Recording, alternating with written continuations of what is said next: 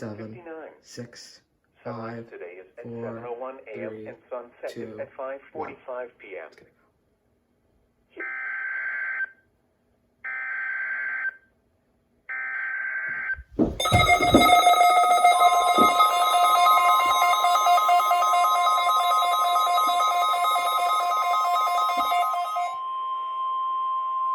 This is a test of the National Weather Service NOAA Weather Radio Warning Alarm System. This test is conducted every Wednesday between 11 a.m. and noon local time, unless there is severe weather in the area, in which case the test is postponed until Thursday. Again, this is only a test. There is no severe weather in the area at this time.